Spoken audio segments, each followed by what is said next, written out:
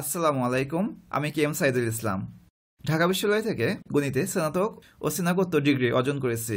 শিক্ষকতার উপর নাইএম, শেচিপ, NCTB, nectar, TTC, মাউসি থেকে প্রশিক্ষণ গ্রহণ করার পাশাপাশি 2023 সাল থেকে প্রচলিত নতুন কারিকুলামের উপর উচ্চতর প্রশিক্ষণ গ্রহণ করেছি। শিক্ষকতা করছি কারমান্নেসা সরকারি বালিকা উচ্চ বিদ্যালয়।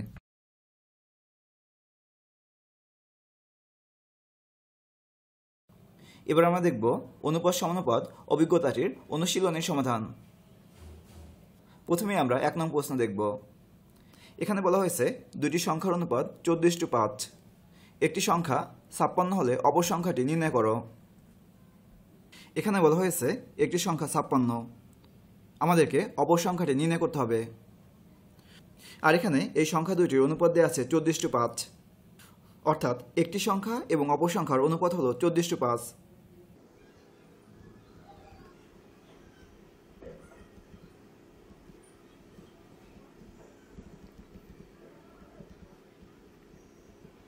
আমরা সরল অনুপাতকে ভগ্নাংশ আকারে প্রকাশ করতে পারি।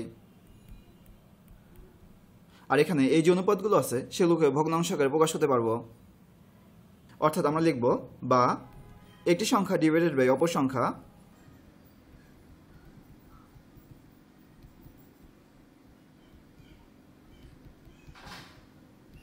ইকুয়াল টু, আর এক্ষেত্রেও 14 হবে লব আর 5 হবে হর। অর্থাৎ কোনো অনুপাতকে আমরা এভাবে ভগ্নাংশে প্রকাশ করতে পারি। এখানে দেয়া আছে একটি সংখ্যা, আমাদেরকে অপর সংখ্যা বের করতে হবে। আর এখানে আমরা যদি লক্ষ্য করি তাহলে দেখব যে এই অপর সংখ্যা এই রাশিটি আছে নিচে, অর্থাৎ হর। এভাবে আমরা বের করতে পারবো না, এটিকে আমাদেরকে উপরে নিয়ে আসতে হবে। এজন্য আমরা এই সমীকরণটিকে উল্টে দেব, অর্থাৎ হর লিখব লব এবং লব লিখব হর।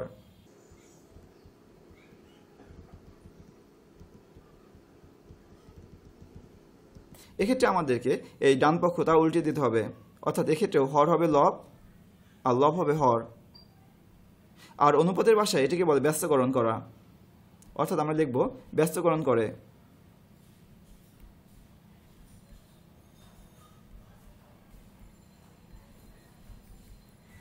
এখন এখান থেকে যদি আমরা অপর সংখ্যা বের করতে চাই,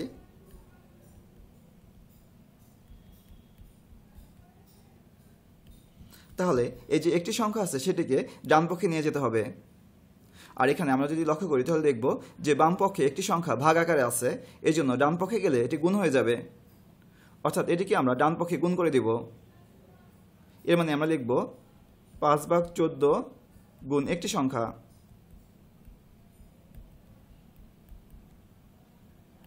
অর্থাৎ কোনো রাশি ডান পক্ষে যদি ভাগ আকারে থাকে তাহলে বাম পক্ষে গুণ হয়ে যাবে। প্রশ্নে একটি সংখ্যার মান দেওয়া আছে 56, অর্থাৎ আমরা একটি সংখ্যার পরিবর্তে লিখব 56।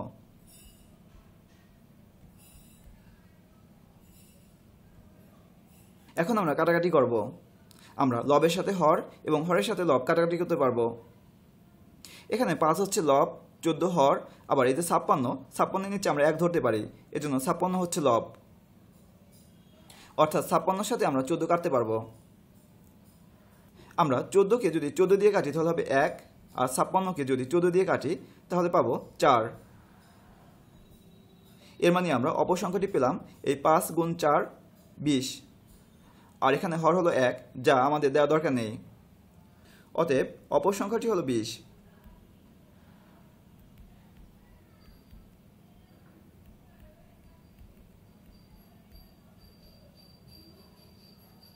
এবার আমরা 2 নং প্রশ্ন দেখব।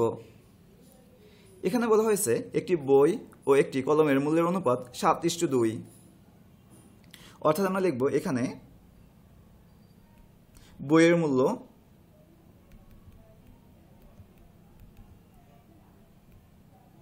অনুপাত কলমের মূল্য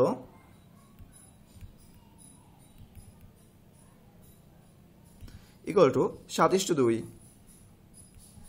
আমরা সরল অনুপাতকে ভগ্নাংশ আকারে প্রকাশ করতে পারি, অর্থাৎ 7:2কে লিখতে পারি 7/2। ঠিক একইভাবে বইয়ের মূল্য অনুপাত কলমের মূল্যকেও ভগ্নাংশ আকারে প্রকাশ করতে পারবো। এই জন্য আমরা এই ভগ্নাংশটি লব লিখব বইয়ের মূল্য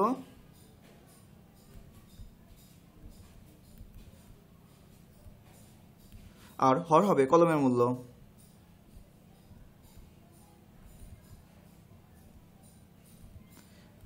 আর 7:2 কে যদি ভগ্নাংশ আকারে প্রকাশ করি সেক্ষেত্রে আমাদেরকে লব লিখতে হবে 7 এবং হর হলো 2।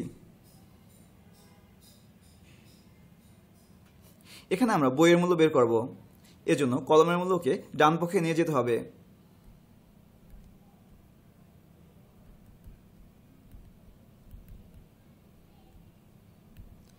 কলমের মূল্য বাম পক্ষে ভাগ আকারে আছে, এজন্য এটিকে যদি ডান পক্ষে নেই তাহলে গুণ হয়ে যাবে।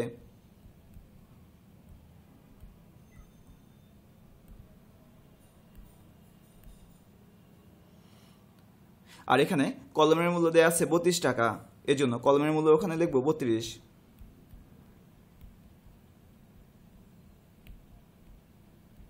এখন কাটাকাটি করব।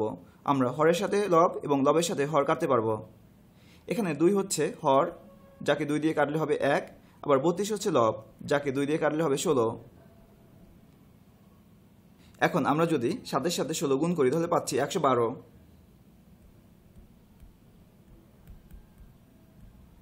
অতএব বইয়ের মূল্য 112 টাকা।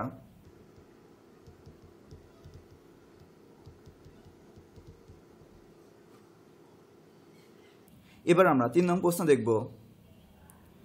এখানে বলা হয়েছে রকি ও রিতার বয়সের অনুপাত 5:7। অর্থাৎ আমরা লিখতে পারি এখানে রকির বয়স অনুপাত রিতার বয়স,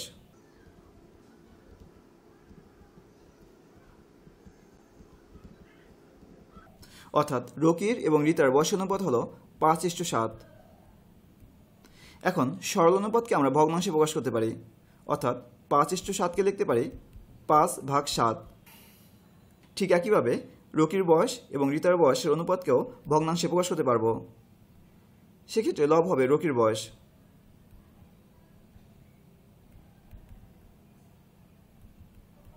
আর হর হবে রিতার বয়স।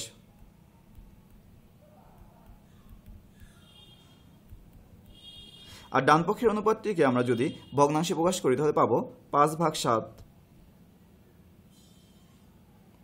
এখানে এই রকির বর্তমান বয়স দেয়া আছে 10 বছর, যা থেকে আমরা রিতার বর্তমান বয়স বের করতে পারবো। যেহেতু আমরা রিতার বয়স বের করব আর এখানে এই রিতার বয়স হর আকারে আছে, এটিকে আমাদেরকে লব বানাতে হবে। এজন্য এই যে সমীকরণটি আছে এর উভয় পক্ষকে আমরা উল্টিয়ে দেব, অর্থাৎ লবকে করব হর এবং হরকে করব লব। তাহলে পাবো রিতার বয়স ডিভাইডেড বাই রকির বয়স।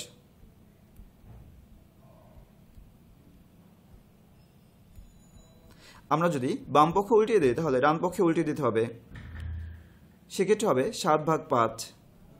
আর এটিকে বলা হয় ব্যস্তকরণ করা।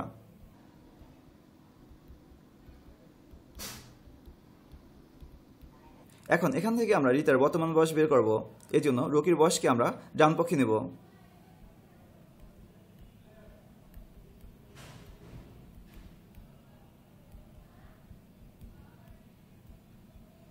এখানে বাম পক্ষে রকির বয়স ভাগ আকারে ছিল, এই জন্য আমরা যদি ডান পক্ষে নিই তাহলে তা গুণ হয়ে যাবে।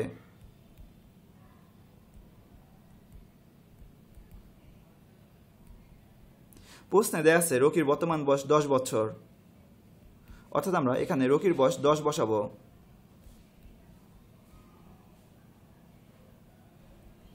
এখন আমরা কাটাকাটি করব। আমরা লবের সাথে হর কাটতে পারবো। এখানে হর আছে 5, যাকে 5 দিয়ে কাটলে পাচ্ছি 1, আবার এখানে এই লব আছে 10, যাকে 5 দিয়ে কাটলে পাচ্ছি 2। এখন 7-এর সাথে 2 গুণ করলে আমরা পাচ্ছি 14 বছর।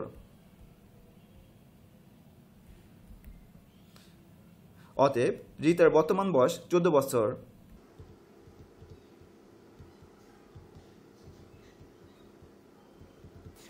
এবার আমরা বের করব 4 বছর আগে রিতার বয়স কত ছিল। রিতার বর্তমান বয়স থেকে যদি আমরা 4 বিয়োগ করি তাহলেই পাবো 4 বছর আগে রিতার বয়স। অতএব 4 বছর পূর্বে রিতার বয়স ছিল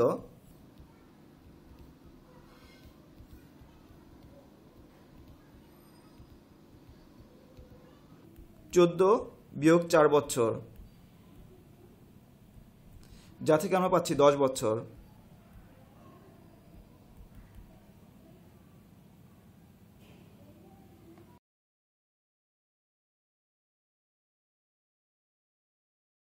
এবার আমরা 4 নং প্রশ্ন দেখব। এখানে বলা হয়েছে প্রিন্টার ও কম্পিউটারের মূল্যের অনুপাত 4:5। অর্থাৎ আমরা লিখতে পারি এখানে প্রিন্টারের মূল্য অনুপাত কম্পিউটারের মূল্য ইকুয়াল টু 4:5।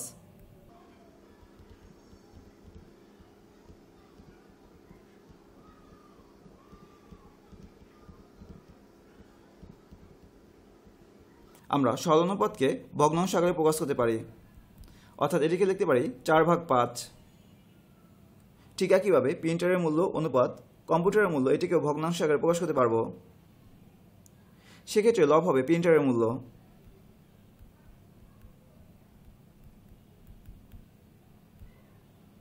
আর হর হবে কম্পিউটারের মূল্য।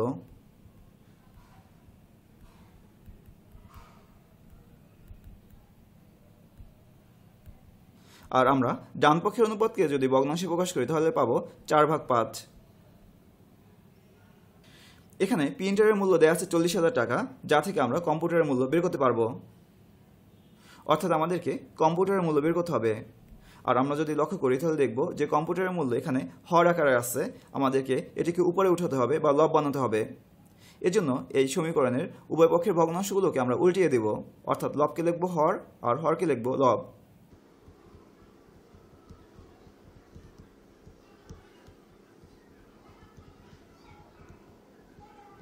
আমরা বাম পক্ষ যদি উল্টিয়ে দিই তাহলে ডান পক্ষকে উল্টিয়ে দিতে হবে। আর এটিকে গণিতের ভাষায় বলা হয় ব্যস্তকরণ করা।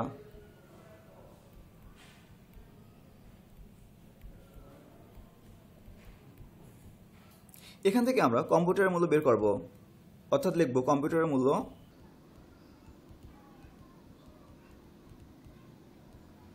এজন্য প্রিন্টারের মূল্যকে ডান পক্ষে নিয়ে যেতে হবে। আমরা যদি লক্ষ্য করি তাহলে দেখব যে প্রিন্টারের মূল্য বাম পক্ষে ভাগ আকারে আছে, অর্থাৎ হর হিসাবে আছে, যা ডান পক্ষে নিলে লব হয়ে যাবে বা গুণ আকারে থাকবে। অর্থাৎ প্রিন্টারের মূল্যকে আমরা ডান পক্ষে গুণ করে দিব।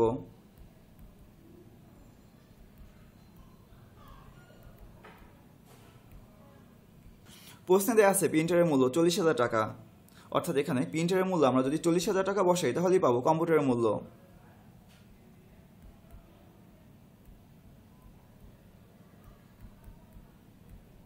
এবার আমরা কাটাকাটি করব। আমরা এই হরকে 4 দিয়ে কাটতে পারি, তাহলে থাকে 1। আবার এই যে লব 40,000 তাকে 4 দিয়ে কাটতে পারি, 40,000কে 4 দিয়ে কাটলে থাকবে 10,000। আবার 10,000কে যদি 5-এর সাথে গুণ করি তাহলে পাচ্ছি 50,000।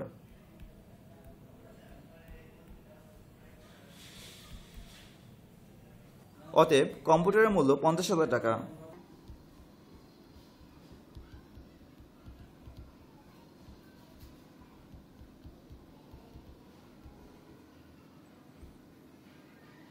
এবার আমরা প্রশ্নের দ্বিতীয় অংশ দেখব। এখানে বলা হয়েছে প্রিন্টারের মূল্য 25% বেড়ে গেল। এবার আমরা দেখব যে মূল্য 25% বেড়ে যাওয়া দ্বারা কি বোঝায়। অর্থাৎ আমরা লিখব 25% বৃদ্ধিতে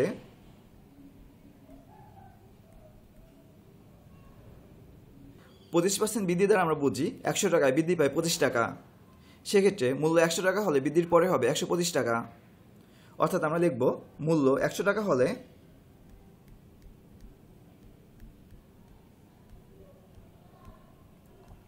বৃদ্ধির পরে হবে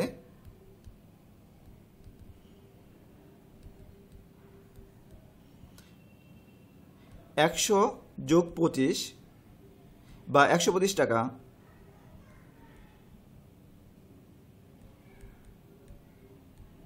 এখন আমরা দেখব যে এই মূল্য যদি 40,000 টাকা হয় তাহলে বৃদ্ধির পরে কত টাকা হবে, আর এটি আমরা ঐকিক নিয়মে দেখব।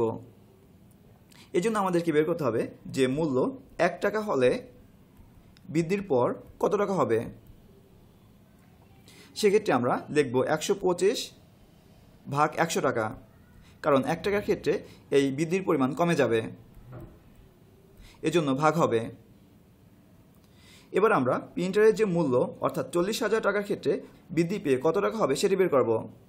অর্থাৎ মূল্য 40,000 টাকা হলে বৃদ্ধির পর হবে, আমরা যদি এখানে 40,000 গুণ করি তাহলে যা পাবো তাই, অর্থাৎ 125 গুণ 40,000 ভাগ 100 টাকা। এখানে 100কে আমরা 100 দিয়ে কাটতে পারি, তাহলে পাবো 1। আবার 40,000কে যদি 100 দিয়ে কাটি তাহলে এর শূন্য দুইটি কমে যাবে, সেক্ষেত্রে পাবো আমরা 400। এখন আমরা 400-এর সাথে 125 গুণ করব। 125-এর সাথে যদি 4 গুণ করি তাহলে হবে 500। আর এখানে 4-এর সাথে দুইটি শূন্য আছে, এজন্য আমরা এই শূন্য দুইটি দিয়ে দেব। অর্থাৎ 25% বৃদ্ধিতে মূল্য 40 টাকা হলে বৃদ্ধির পর হবে 50,000 টাকা। অতএব আমরা লিখব মূল্য বৃদ্ধির পর প্রিন্টারের মূল্য 50,000 টাকা।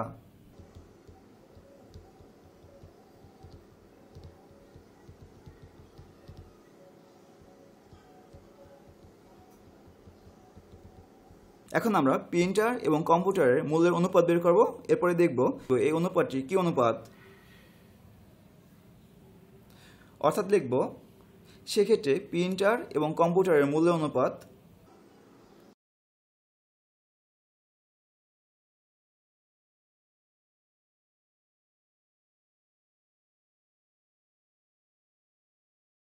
আমরা প্রথমে লিখব প্রিন্টারের মূল্য, অর্থাৎ মূল্য বৃদ্ধির পর প্রিন্টারের মূল্য 50,000 টাকা। আর আমরা পূর্বে নির্ণয় করেছি কম্পিউটারের মূল্য 50,000 টাকা। এখন কোনো অনুপাতের একই হয়, অর্থাৎ দুটি যদি একই সংখ্যা হয় তাহলে তাকে বলা হয় একক অনুপাত। অর্থাৎ এটিকে লিখতে পারি 1:1। আর এটি হলো একক অনুপাত, অতএব লিখব যা একক অনুপাত।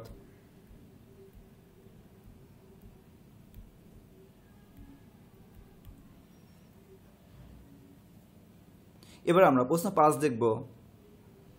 প্রশ্ন 5-এ বলা হয়েছে 3 বন্ধুর বাড়ি হতে স্কুলে আসা যাওয়ার সময়ের অনুপাত 2:3:4। প্রথম বন্ধুর বাড়ি হতে স্কুলে যেতে 18 মিনিট সময় লাগে। বাকি 2 বন্ধুর বাড়ি হতে স্কুলে যেতে কত সময় লাগে? এখানে আমরা যদি এই অনুপাতটি লক্ষ্য করি, অর্থাৎ 2:3:4, এখানে এই 2 হলো প্রথম বন্ধুর সময়ের অনুপাত, আর এই 3 হলো দ্বিতীয় বন্ধুর সময়ের অনুপাত, আর 4 হলো তৃতীয় বন্ধুর সময়ের অনুপাত। এখানে দেয়া আছে প্রথম বন্ধুর সময়ের অনুপাত হচ্ছে 18, অর্থাৎ 2-এর সাথে যদি আমরা 9 গুণ করি তাহলে 18 পাচ্ছি। যেহেতু 2-এর সাথে 9 গুণ করলে প্রথম বন্ধুর সময় পাওয়া যায়, আর 3-এর সাথেও যদি আমরা 9 গুণ করি তাহলে পাবো দ্বিতীয় বন্ধুর সময়। 4-এর সাথেও যদি 9 গুণ করি তাহলে পাবো তৃতীয় বন্ধুর সময়। অর্থাৎ এই যে অনুপাত পেয়েছি, এই অনুপাতের রাশিগুলোর সাথে যদি আমরা একটি নির্দিষ্ট সংখ্যা গুণ করি তাহলে কোন বন্ধুর কত সময় লেগেছে সেটি বের করতে পারবো। আমরা মনে করব যে রাশিগুলোর সাথে ক গুণ করলে এই সময়টি পাওয়া যায়। 2-এর সাথে যদি ক গুণ করি তাহলে পাবো প্রথম বন্ধুর সময়, 3-এর সাথে ক গুণ করলে পাবো দ্বিতীয় বন্ধুর সময়, আর 4-এর সাথে ক গুণ করলে পাবো তৃতীয় বন্ধুর সময়। অর্থাৎ এখানে যে অনুপাতটি দেওয়া আছে সেটির উপর ভিত্তি করে ধরবো কার কত সময় লাগবে। এজন্য আমরা লিখব অনুপাতের সাপেক্ষে মনে করি প্রথম বন্ধুর সময়।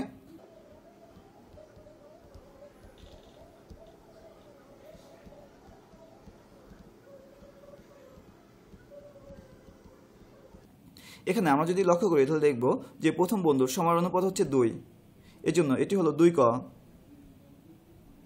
আবার দ্বিতীয় বন্ধুর সময় হবে, আর এখানে অনুপাত আছে 3, এজন্য 3ক।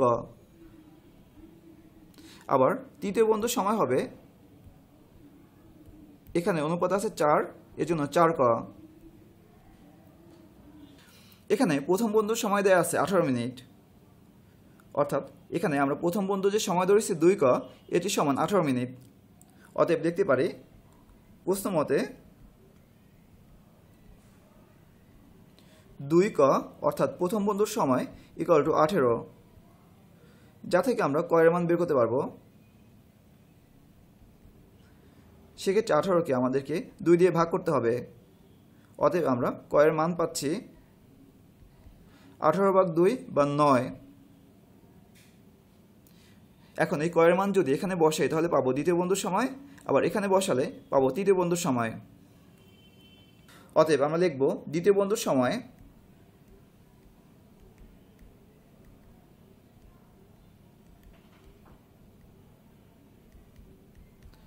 3 গুণ ক। মিনিট, যা থেকে পাচ্ছি 27 মিনিট।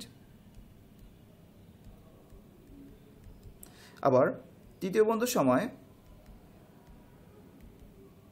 সেক্ষেত্রে এই 4-এর সাথে ক গুণ করতে হবে, অর্থাৎ 4 গুণ 9 মিনিট,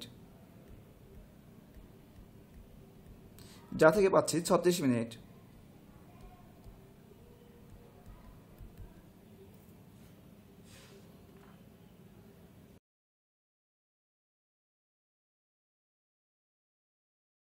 এবার আমরা প্রশ্ন 6 দেখব।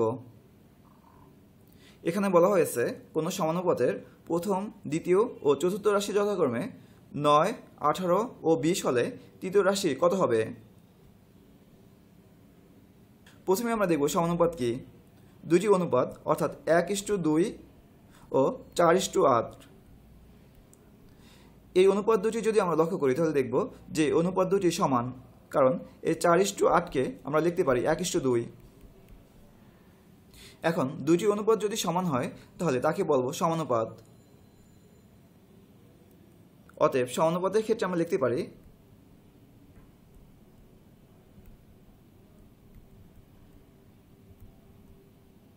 প্রথম রাশি অনুপাত দ্বিতীয় রাশি ইকুয়াল টু তৃতীয় রাশি অনুপাত চতুর্থ রাশি। অর্থাৎ এই অনুপাত দুটি যদি সমান হয় তাহলে বলবো সমানুপাত। এটিকে যদি আমরা ভগ্নাংশ আকারে লিখি তাহলে আমরা এভাবে লিখতে পারি প্রথম রাশি ডিভাইডেড বাই দ্বিতীয় রাশি ইকুয়াল টু তৃতীয় রাশি ডিভাইডেড বাই চতুর্থ রাশি।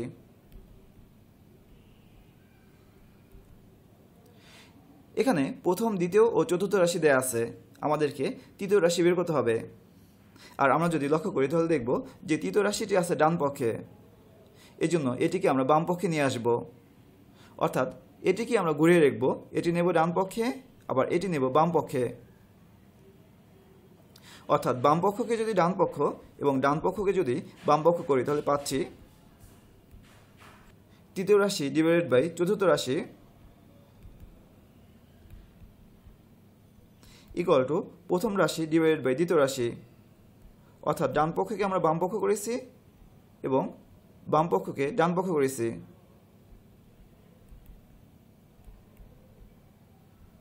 এখান থেকে আমরা তৃতীয় রাশির মান বের করব, এজন্য তৃতীয় রাশি বাম পক্ষে রাখব আর চতুর্থ রাশিকে ডান পক্ষে নিয়ে আসব।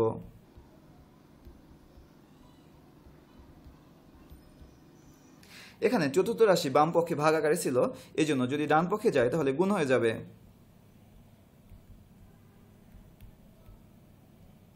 এখন আমরা প্রথম, দ্বিতীয় এবং চতুর্থ রাশির মান জানি।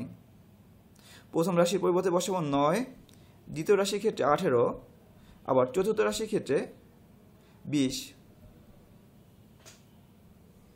এখন আমরা কাটাকাটি করব।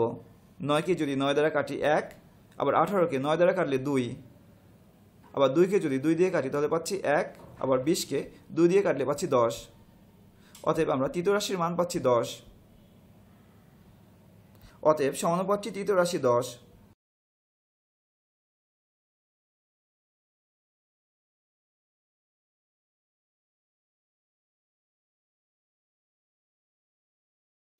এবার আমরা প্রশ্ন 7 দেখব। এখানে বলা হয়েছে রানার কাছে 4টি পেন্সিল, 5টি কলম রয়েছে, অপরদিকে সজীবের কাছে 10টি কলম রয়েছে। আর এখানে বলা হয়েছে রানা ও সজীবের পেন্সিল কলমের অনুপাত সমানুপাত। আর সেখান থেকে আমরা বের করব সজীবের কাছে কতটি পেন্সিল আছে। এখানে আমরা এই লাইনটি লক্ষ্য করব, রানা ও সজীবের পেন্সিল কলমের অনুপাত সমানুপাত। অর্থাৎ রানার পেন্সিল আর রানার কলমের অনুপাত সজীবের পেন্সিল ও সজীবের কলমের অনুপাতের সমান। এখানে এটি হলো রানার পেন্সিল এবং কলমের অনুপাত, আবার এটি হলো সজীবের পেন্সিল ও কলমের অনুপাত। আর এখানে বলা হয়েছে রানা ও সজীবের পেন্সিল কলমের অনুপাত সমানুপাত, অর্থাৎ এই দুইটি অনুপাত সমান। অর্থাৎ আমরা প্রশ্ন মতে লিখতে পারি রানার পেন্সিল অনুপাত রানার কলম ইকুয়াল টু সজীবের পেন্সিল অনুপাত সজীবের কলম। এখন এই অনুপাতকে আমরা ভগ্নাংশ আকারে প্রকাশ করতে পারি। অর্থাৎ এটিকে যদি আমরা ভগ্নাংশ আকারে প্রকাশ করি তাহলে লিখব রানার পেন্সিল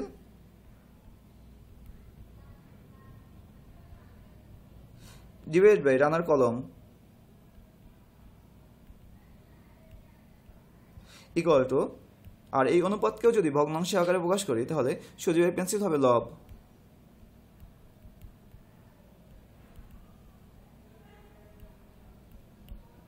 আর সজীবের কলম নিচে লিখব।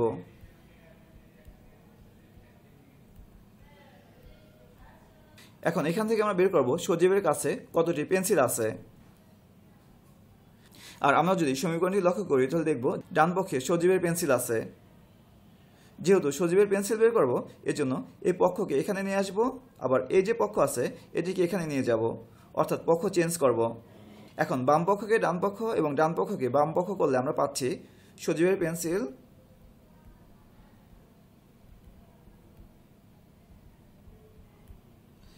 ডিভাইডেড বাই সজীবের কলম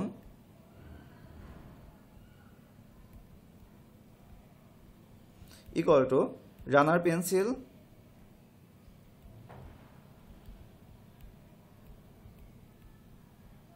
ডিভাইডেড বাই রানার কলম। এখানে আমরা সজীবের পেন্সিল বের করব, এজন্য আমরা এখানে লিখব সজীবের পেন্সিল। এখানে আমরা সজীবের পেন্সিল বের করব, এই জন্য এই সজীবের কলমকে আমরা ডান পক্ষে নিয়ে যাব। আর এখানে সজীবের কলম বাম পক্ষে ভাগাকারে আছে, এই জন্য যদি ডান পক্ষে নিয়ে যাই তাহলে গুণ হয়ে যাবে। অর্থাৎ আমরা রানার পেন্সিল ও রানার কলম এর সাথে গুণ করব সজীবের কলম, কারণ পক্ষ চেঞ্জ করলে ভাগ আকারে থাকলে সেটি অপর পক্ষে গেলে গুণ হয়ে যায়। এখানে রানার কাছে 4টি পেন্সিল আছে, অর্থাৎ রানার পেন্সিলের সংখ্যা হলো 4 আর রানার কলমের সংখ্যা হলো 5। আবার সজীবের কলমের সংখ্যা হলো 10। এখন এটি যদি হিসাব করি তাহলেই পাবো সজীবের পেন্সিল। এজন্য আমরা প্রথমেই এই 5 দিয়ে 10কে কাটব। 5কে 5 দিয়ে কাটলে হচ্ছে 1, আর 10কে 5 দিয়ে কাটলে পাচ্ছি 2, যা থেকে আমরা পাচ্ছি সজীবের পেন্সিল 4 দুগুণে 8টি। অতএব সজীবের পেন্সিলের সংখ্যা 8টি।